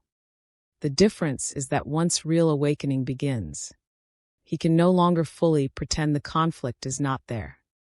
That is sign number 5. He starts becoming honest about his inner contradiction. Not always publicly. Not always with perfect language. Not always in a clean or immediate way. But inwardly something shifts. He begins noticing the split. He notices that one part of him wants closeness, while another part still runs. He notices that one part of him wants peace, while another part keeps reaching for control. He notices that one part of him is tired of performing, while another part still fears being seen without the mask. He notices that one part of him wants to become real, while another part clings to the identity that once kept him safe. This is where awakening becomes deeply uncomfortable. Because as long as a man remains unconscious of his contradiction, he can keep living from it with little reflection. He can call his distance independence. He can call his fear logic. He can call his silence wisdom. He can call his detachment maturity. He can call his emotional inconsistency just needing space. But once awakening begins, those old explanations stop feeling fully honest. Now he starts seeing deeper. Now he begins realizing that some of what he called strength was fear. Some of what he called clarity was self-protection. Some of what he called peace was numbness. Some of what he called standards were defenses. Some of what he called control was actually panic dressed in masculine language. This kind of self-recognition changes everything. Because truth is entering the structure. And truth is disruptive. It is one thing for a man to feel pain. It is another thing for him to understand what his pain is revealing about the life he has built, the identity he has protected, and the patterns he has called normal. That is why this sign is so powerful. He starts questioning himself honestly, not in a self-destructive way, not in a way that collapses into shame, but in a way that begins dismantling illusion. He asks, why do I pull away when something real touches me? Why do I want love and then resist what love asks of me? Why do I feel stronger in control than in truth? Why does vulnerability feel threatening even when I know I crave intimacy? Why do I keep creating distance when part of me wants connection? Why am I more comfortable being admired than being fully known? These are awakening questions. A man does not ask these questions when he is fully committed to staying asleep. He asks them when the old self is losing spiritual permission, when the familiar defenses are no longer enough, when the cost of self-deception is becoming too high. And that is exactly what is happening here. The divine masculine begins becoming more honest about his inner conflict because his soul is no longer satisfied with appearances. He wants to know what is true now. What is driving him? What is wounding him? What is dividing him? What is holding him back from the depth he senses, but has not yet fully embodied? This honesty can make him quieter for a while. Because once a man starts seeing his contradiction clearly, he often becomes less interested in speaking too confidently about who he is. He knows now that some of what he thought was certainty was actually defense. Some of what he called identity was adaptation. Some of what he believed about himself was incomplete.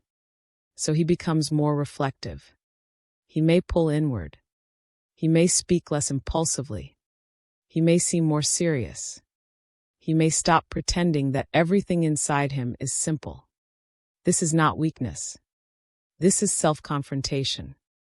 And self-confrontation is one of the holiest stages of awakening. Because only the man willing to see his own contradiction can begin integrating it. That word matters here. Integrating. Before awakening, he may live in fragments. Strong in one area, absent in another.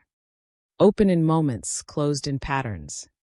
Loving in theory, avoidant in reality. Drawn toward truth, but still loyal to image. This fragmentation creates suffering. He may not always know why he feels restless, why certain relationships become complicated, why peace seems close but slips away, why he keeps repeating dynamics he no longer wants. But underneath it all is the same deeper issue. He is divided within himself. And division drains masculine energy. It weakens his clarity. It distorts his leadership. It confuses his choices. It makes love harder to sustain. It keeps him performing versions of himself instead of inhabiting one truthful center. That is why real awakening demands honesty about inner conflict. A man cannot become whole while continuing to romanticize the parts of himself that keep him split. He cannot heal what he keeps renaming. He cannot integrate what he refuses to acknowledge.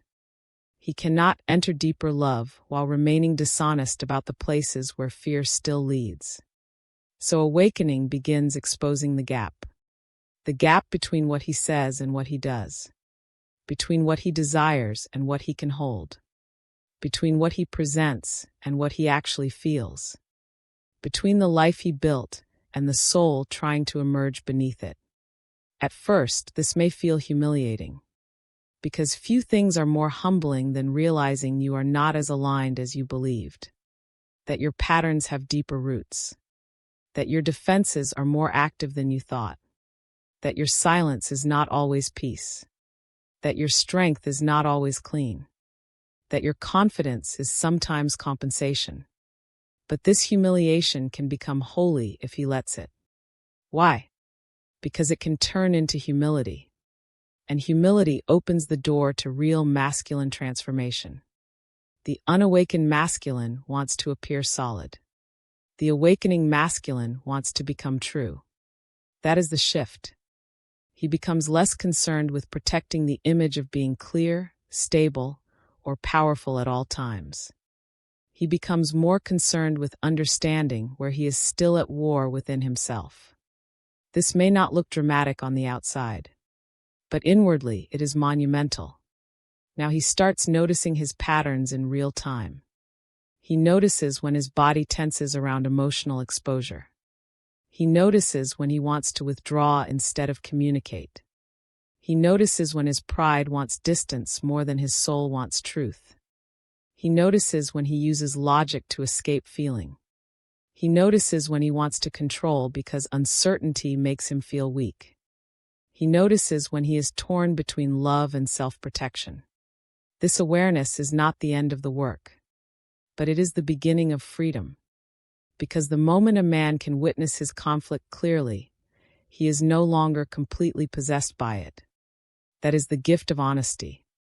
It creates space between who he is and what has been running him unconsciously. And in that space, new choice becomes possible. Now he can ask, do I want to keep obeying this fear? Do I want to let this defense keep leading me? Do I want to remain loyal to this old identity? Do I want to keep choosing image over intimacy, control over truth, distance over real presence? These questions are the language of awakening, and they are what makes sign number 5 so important. The divine masculine becomes more honest about his inner conflict because he is no longer content with unconscious living. He is no longer satisfied with simply appearing strong. He wants to understand the fractures within him, not just hide them more skillfully. This is the beginning of accountability. Not external accountability first. Internal accountability. He starts realizing, I am not confused for no reason. I am conflicted because different parts of me want different things.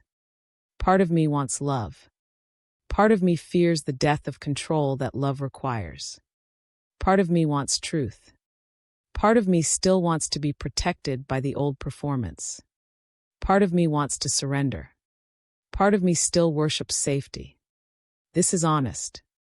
And honesty is sacred. Because from this place, he can finally begin to grow cleanly. No longer pretending. No longer speaking spiritual language while secretly serving fear. No longer calling every retreat wisdom. No longer pretending he does not know why he repeats certain patterns.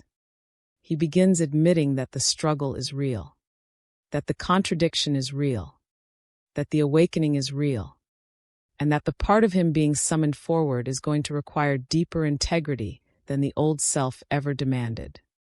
This can make him feel more vulnerable for a time, because once he sees the conflict, he cannot unsee it.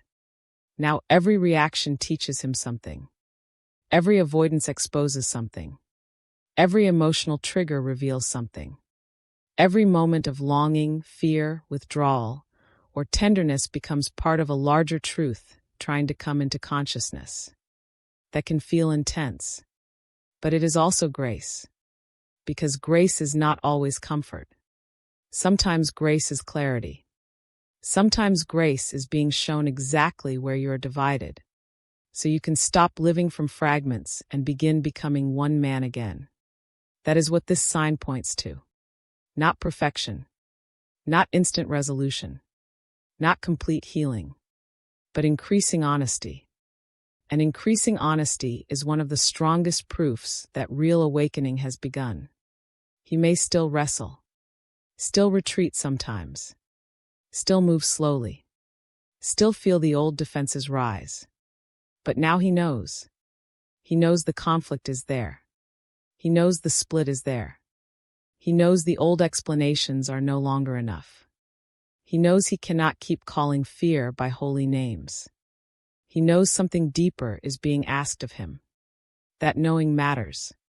Because once the divine masculine becomes honest about his inner conflict, he is no longer just reacting to life. He is beginning to witness the architecture of his own transformation. He is starting to see what must be surrendered, what must be healed, what must be grieved, what must be brought into alignment. And that is not a small shift. That is awakening, moving from feeling into truth. So if this sign is present, pay attention. The quiet self-questioning, the deeper reflection, the growing awareness of contradiction, the inability to keep pretending he is fine, clear, or unaffected when he knows something inside is divided. These are not signs that he is lost beyond repair. They are signs that the false unity is breaking. And when false unity breaks, true wholeness has a chance to begin. That is sign number 5. The divine masculine becomes more honest about his inner conflict because awakening is teaching him that real power does not come from hiding the fracture. It comes from finally facing it. Chapter 8. Sign 6. He stops worshiping control and starts learning surrender. One of the deepest signs that the divine masculine is entering real awakening is not that he suddenly controls everything better. It is that control itself begins losing its throne. This is where the journey becomes truly spiritual. Because for a long time, many men do not just use control. They trust it. They build around it. They mistake it for strength, maturity, and safety.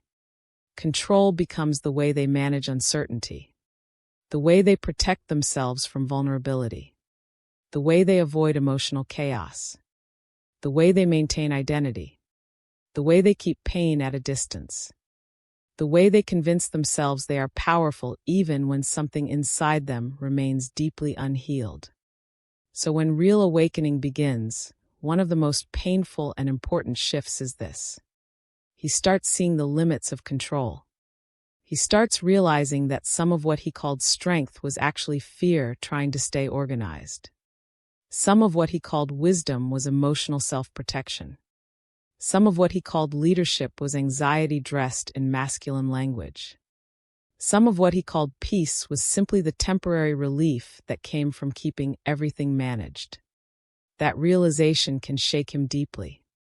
Because if control has been one of the central pillars of his identity, then questioning control feels like questioning himself. But this is exactly what awakening asks. It asks him to look at what has really been leading his life. Has he been led by truth? Or by fear of losing ground? Has he been led by inner alignment? Or by the constant need to prevent exposure, uncertainty, rejection, and emotional risk? Has he been living from real masculine authority? Or from the hidden panic of a man who believes he must hold everything together or disappear? These are not comfortable questions, but they are holy questions.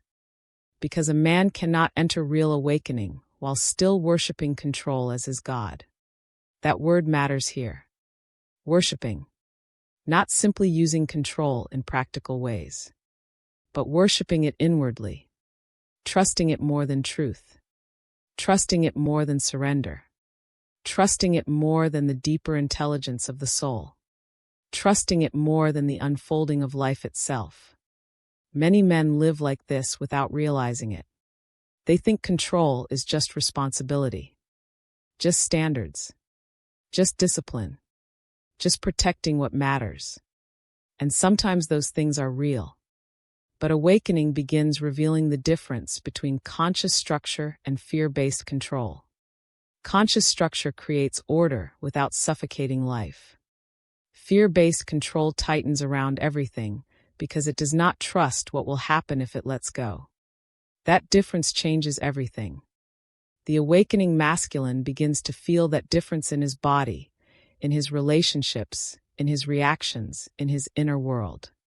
He notices how exhausting it is to always manage outcomes. He notices how much energy goes into preserving an image. He notices how often his nervous system is bracing rather than resting. He notices how quickly fear rises when things become unpredictable. He notices how much of his behavior has been organized around trying not to feel helpless. And slowly, he starts understanding something that the old self could not tolerate. Control has not given him peace. It has only given him temporary distance from the deeper truths he needed to face. That is a profound revelation, because many men do not realize how much control is costing them until they begin awakening. It costs intimacy. It costs spontaneity. It costs emotional honesty. It costs inner softness. It costs real presence. It costs trust. It costs the ability to love without constantly managing how love will affect them. And most of all, it costs surrender. Surrender is the great fear of the unawakened masculine. Because surrender sounds like weakness to the ego. It sounds like collapse. It sounds like passivity. It sounds like giving up the very thing that has helped him survive. But real awakening begins teaching him a different truth.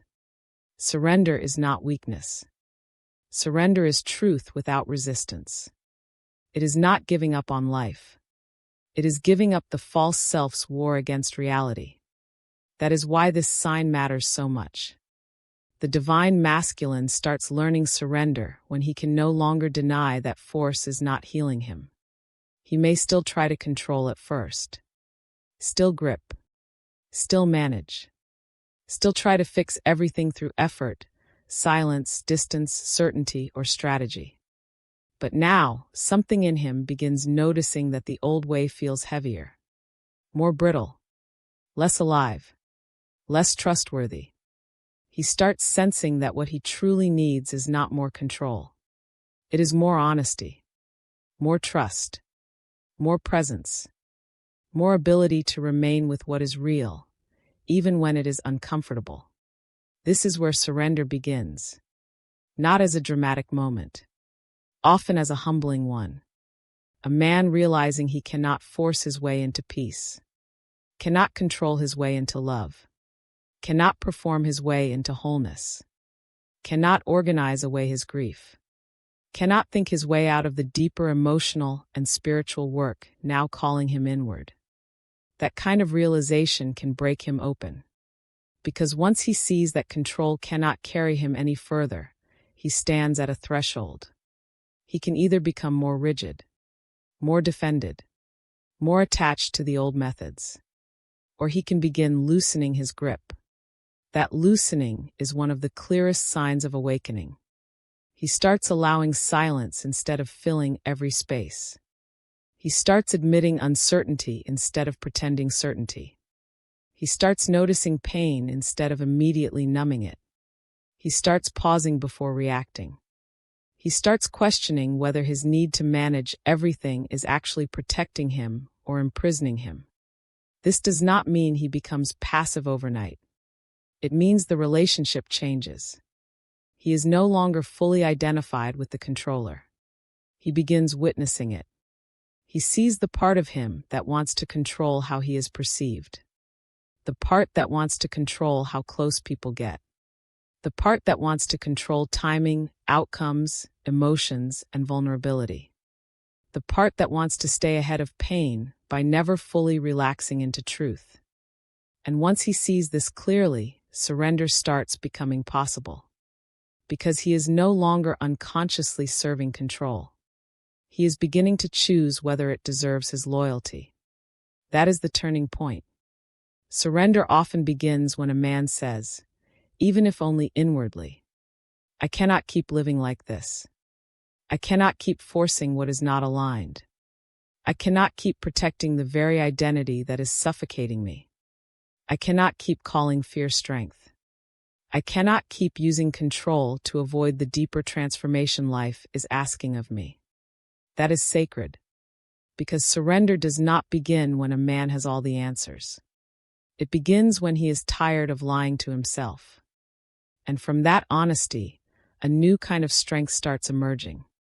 Not the old strength of tension, force, and emotional distance, a deeper strength, a steadier one, the strength to remain present when he does not know, the strength to feel without immediately escaping, the strength to allow life to strip away what is false, the strength to let an identity die instead of protecting it forever, the strength to trust that releasing control will not erase him, but reveal him. This is why surrender is so transformative. It does not weaken the masculine. It purifies it. It strips away the false power built on image and fear. It exposes the deeper masculinity beneath the performance.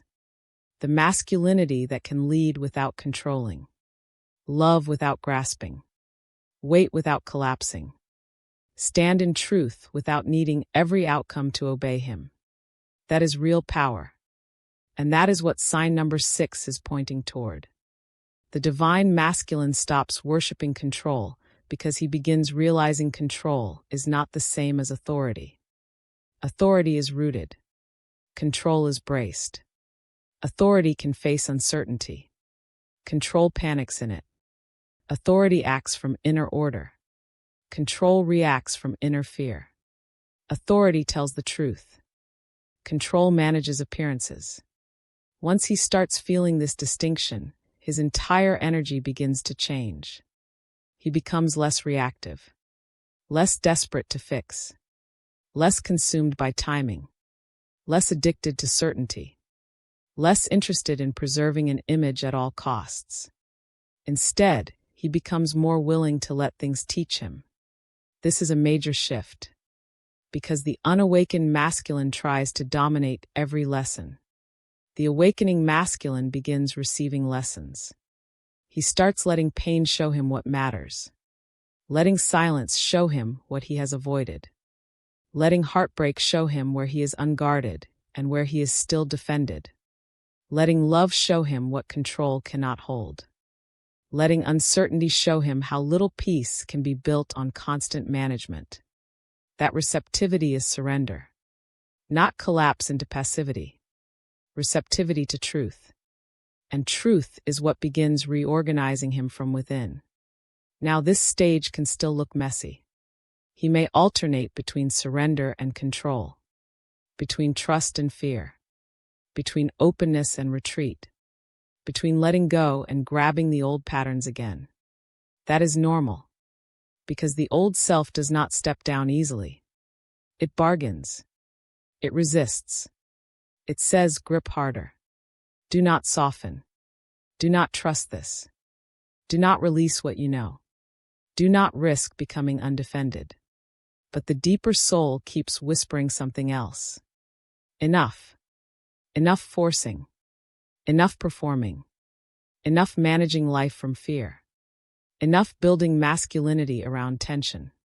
Enough worshiping the illusion that control can save you.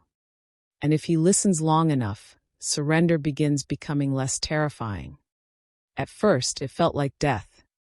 Now it begins feeling like relief. Relief from endless inner pressure. Relief from carrying an image that no longer fits. Relief from trying to stay powerful through constant management. Relief from living as though worth depends on never loosening the grip. This relief matters, because it teaches him something the old self never knew. That what is real does not need so much force to remain standing. Truth can hold. Love can breathe. Presence can lead. Masculinity can remain strong without being armored every second. This is a revelation. And once a man tastes that revelation, control begins losing its seduction. He may still be structured, still disciplined, still intentional, still discerning. But the energy underneath changes. It is no longer all built on fear of collapse. It begins flowing from trust, truth, and inner coherence. That is sign number 6. The divine masculine stops worshiping control and starts learning surrender because his soul is beginning to understand that what he feared would weaken him is actually the very thing that can finally make him whole. He is learning that surrender is not the loss of masculine power. It is the doorway through which real masculine power is born. Chapter 9. Sign 7. His masculine energy becomes quieter, deeper, and more real. There is a stage in awakening where the change is no longer only internal. It begins to enter his presence, not as performance, not as a carefully crafted image, not as spiritual language designed to sound wise, not as a temporary emotional intensity that fades the moment life becomes uncomfortable again, but as embodiment. And that is what makes this final sign so powerful. His masculine energy becomes quieter, deeper, and more real. This is not always easy to recognize if someone is looking only for dramatic signals, because the awakened masculine does not necessarily become louder, more charismatic, more expressive, or more outwardly dominant. In many cases, the opposite happens. He becomes less noisy, less reactive, less performative, less eager to prove, less dependent on attention, less attached to controlling how he is perceived, less interested in appearing powerful, less available for chaos that once would have hooked him. And because of that, something else begins to emerge. Weight, not heaviness in the wounded sense, weight in the sacred sense. His presence begins carrying more gravity, more steadiness, more truth, more internal order. This is one of the clearest ways real awakening shows itself. Because when a man is truly awakening, the energy around him starts changing before he even explains himself. His words slow down. His silences mean more. His reactions become less impulsive. His attention becomes more intentional. His emotional energy becomes less scattered. His desires become less chaotic. His nervous system stops broadcasting the same level of inner scramble. That does not mean he becomes perfect. It means he becomes less divided. And that is what people feel. They feel that he is no longer operating from the same emotional fragmentation. They feel that he is not reaching so desperately for validation. They feel that he is not constantly trying to establish his worth through force, charm, image, or intensity. They feel that something in him has settled. Not because life is suddenly easy, but because he is no longer feeding the same level of inner conflict. This is what makes awakened masculine energy different. It is not hollow confidence. It is embodied calm. It is not control disguised as strength. It is groundedness without unnecessary force. It is not emotional exile. It is emotional depth under conscious stewardship. It is not spiritual performance. It is truth becoming visible in the way a man moves, speaks, chooses, and remains present. This sign matters because many people assume awakening will make the divine masculine more dramatic, more expressive, more verbally emotional, more outwardly intense, more visibly transformed in ways the ego can easily recognize. But often, real awakening looks quieter than that. He stops wasting energy. That is the shift. He stops wasting it on proving, on posturing, on shallow stimulation, on defensive reactions, on impressing people who cannot meet him in truth, on forcing outcomes that are no longer aligned, on performing versions of himself that no longer feel clean. That conservation of energy changes his field. Now there is less static around him, less confusion, less contradiction between his words and his essence, less tension in his masculinity. What remains begins to feel clearer, cleaner. This is why the awakened masculine often feels calmer, but not weaker, softer but not passive, more deliberate but not cold, more inwardly relaxed but not directionless. He has stopped mistaking intensity for depth. That is a huge part of sign number 7. Before awakening, many men unconsciously equate intensity with aliveness. The chase, the tension, the push-pull, the urgency, the adrenaline of proving, the emotional high of being wanted, the pressure of having to stay ahead of life. All of this can feel powerful because it is stimulating. But awakening begins teaching him that stimulation is not the same as depth. Depth is slower, more rooted, less theatrical, less addicted to emotional spikes, less desperate for movement, less fascinated by what flatters the ego, more committed to what actually nourishes the soul. That is why his energy becomes quieter, not because he has less life force, but because the life force is no longer leaking through so many unconscious patterns. He becomes more contained in the healthiest sense. Not shut down, contained. His power does not have to constantly spill outward in order to feel real to him. He does not need to dominate every room to feel masculine. He does not need to chase every impulse to feel alive.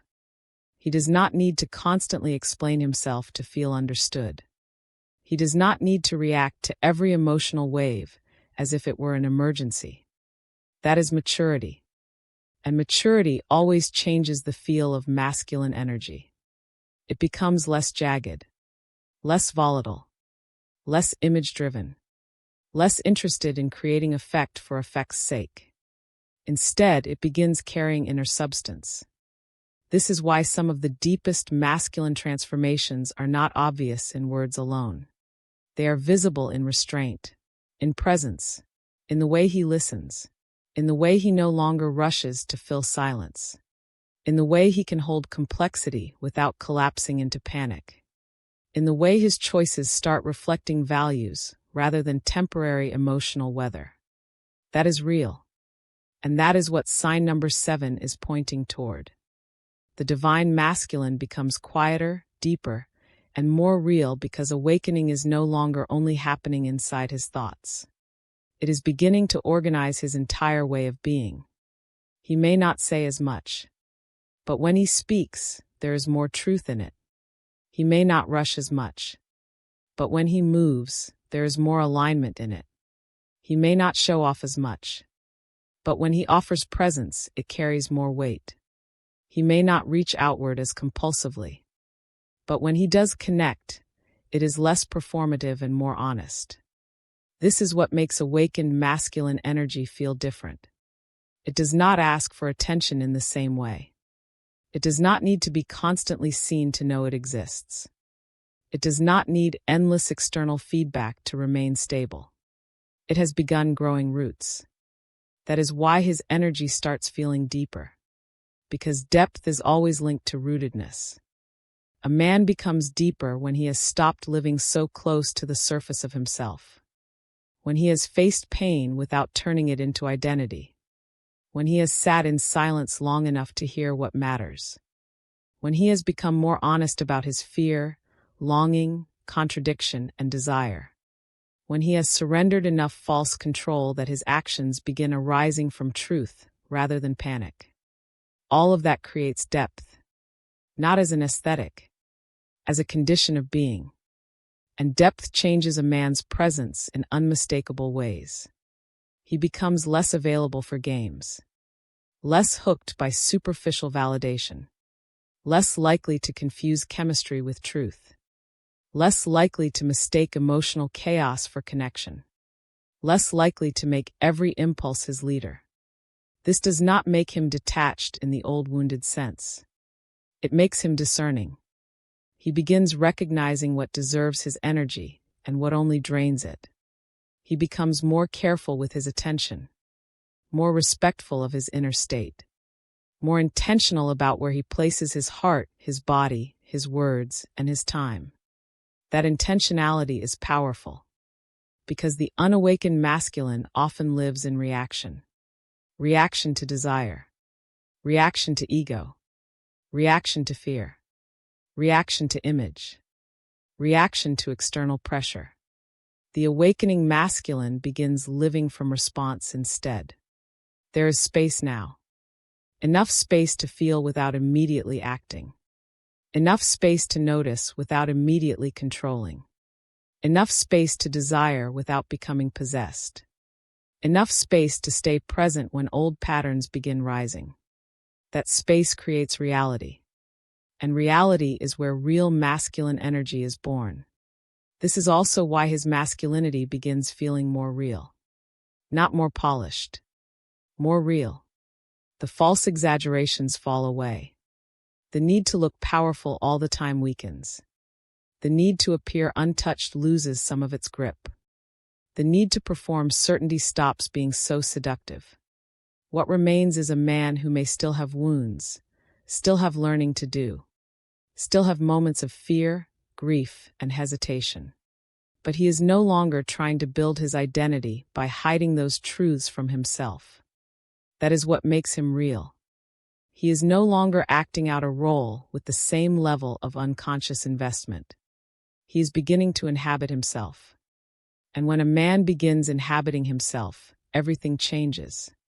His strength feels less forced. His calm feels less defensive. His silence feels less like avoidance and more like depth. His boundaries feel less reactive and more like self-respect. His tenderness feels less threatening because it is no longer at war with his masculinity. His ambition feels cleaner because it is no longer entirely driven by compensation. He becomes coherent. That word matters. Coherent masculine energy is rare because it requires integration. The thoughts, the values, the body, the nervous system, the emotional truth, the spiritual path.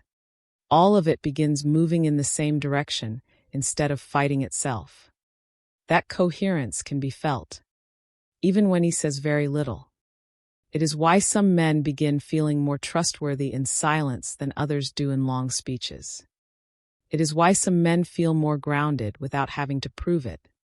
It is why some men start carrying a kind of quiet authority that does not depend on force.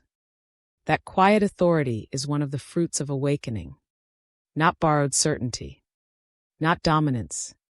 Not posture. Embodied truth. And embodied truth always simplifies energy. It removes the excess, the performance, the static, the need to constantly persuade others of what should already be obvious if it is real. So if sign number 7 is present, you will often feel it more than you can explain it. The divine masculine is not as scattered, not as loud inside, not as driven by external approval, not as compelled to perform, not as chaotic in his relational energy, not as reactive to every emotional current. Instead, there is a quiet settling. He may still be in process, still imperfect, still moving through unresolved layers. But something is undeniably different. He is no longer feeding the old level of distortion. Now there is more truth in his stillness, more substance in his energy, more honesty in his presence, more dignity in his restraint, more peace in the way he carries himself. This is not a small transformation. It means awakening has moved beyond insight and begun altering his essence in lived form. And that is why this final sign matters so much. Because anyone can sound awakened for a moment. Anyone can say the right things when emotion is high. Anyone can perform depth when the setting rewards it. But when his masculine energy becomes quieter, deeper, and more real, that is different. That is not a mood. That is not a temporary phase. That is not just emotional intensity. That is embodiment beginning. The divine masculine becomes quieter, deeper, and more real because he is no longer trying to become powerful through noise. He is becoming powerful through truth. And truth, when it is fully entering a man, does not make him louder. It makes him undeniable. Chapter 10. Awakening does not make him perfect, it makes him real. There is a mistake many people make when they speak about the divine masculine. They imagine awakening as the moment he becomes flawless. Suddenly clear. Suddenly healed. Suddenly emotionally available. Suddenly consistent in every way. Suddenly free from fear, pride, resistance, and inner contradiction. But that is not real awakening. Real awakening does not make him perfect. It makes him real. And that truth changes everything. Because by the time the divine masculine reaches this stage, life has already stripped too much away for him to keep living comfortably behind the old mask. He has felt the crack in the old identity. He has begun pulling away from noise. He has started feeling what he used to avoid. The feminine mirror has touched him more deeply. He has become more honest about his inner conflict. He has started loosening his addiction to control. And now his energy is becoming quieter, deeper, and more grounded. So what happens next? He chooses. Not once in some dramatic cinematic moment, but again and again in the small sacred decisions that shape the man he is becoming. He chooses truth over image, presence over performance, depth over distraction, accountability over excuse, surrender over control, real love over emotional hiding, inner alignment over outer appearance. This is where awakening becomes embodiment. Because anyone can feel inspired for a moment. Anyone can cry during a spiritual breakdown. Anyone can talk about healing when pain is fresh. Anyone can speak deep words when emotion is high. But the awakened masculine is revealed in what he lives. Will he tell the truth when it costs him the old image? Will he stay present when vulnerability touches his fear? Will he stop calling avoidance wisdom? Will he stop calling control strength? Will he stop protecting the identity that is already collapsing? Will he honor what his soul has shown him, even if it asks him to become unfamiliar to himself? That is the real path. And it is not easy, because there is still a part of him that wants to go back. Back to the old certainty. Back to the old performance. Back to the old ways of staying safe. Back to the old identity that knew how to function without having to feel so much. But once awakening becomes real, going back is never as satisfying as it used to be. That is the hidden mercy. The old distractions feel thinner. The old masks feel heavier. The old patterns feel more expensive. The old version of strength no longer feels clean. So even when he stumbles, something inside him knows. He knows he cannot keep living divided forever.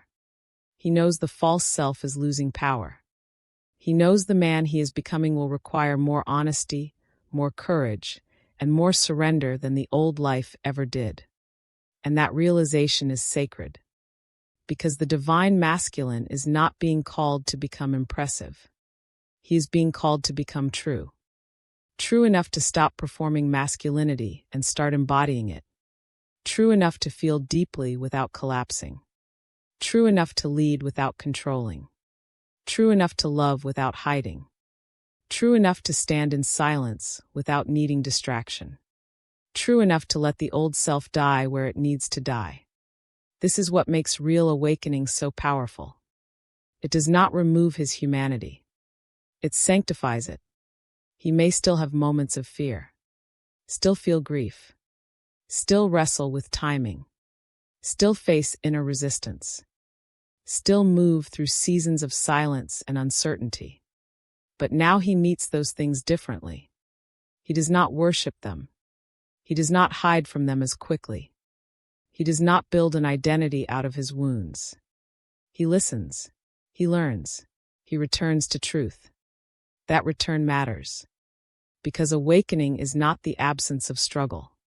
It is the end of unconscious struggle. Now his pain becomes a teacher instead of a prison. Now his silence becomes a place of formation instead of avoidance.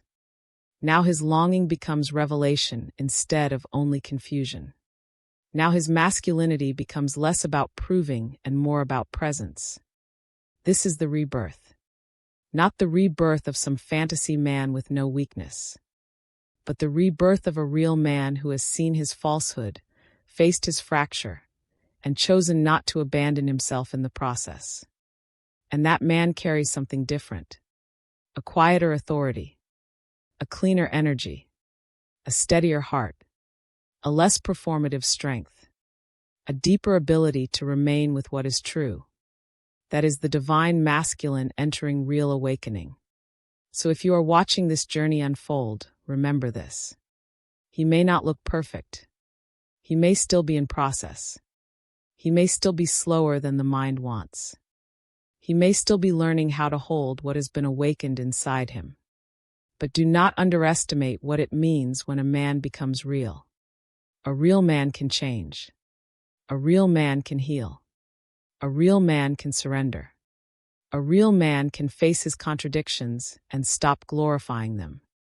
A real man can let truth reorder his life from the inside out. And if you are the one walking this path, hear this clearly. You are not behind because you are being broken open. You are not weak because you feel deeply. You are not failing because the old life no longer fits. You are not losing yourself because the mask is falling. You are being invited. Invited into a masculinity that is no longer built on fear. Invited into a strength that does not require emotional exile. Invited into a love that asks for presence, not performance. Invited into a life where your soul no longer has to live beneath the costume of who you thought you had to be. So let the process humble you. Let the silence teach you. Let the mirror reveal you. Let the surrender soften what pride kept hard. Let the old self fall where it needs to fall. And when you rise, rise as a real man. Not louder. Not harder. Not more defended. More honest. More rooted. More conscious. More aligned. More alive. Because in the end, the greatest sign of awakening is not that the divine masculine becomes perfect. It is that he finally becomes someone his soul can fully live inside. If this message reached you at the right time, comment below. Real awakening begins with truth.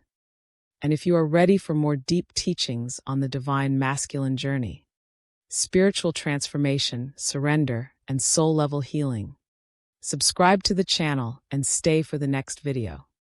Because this is not the end of the path. This is where the real man begins.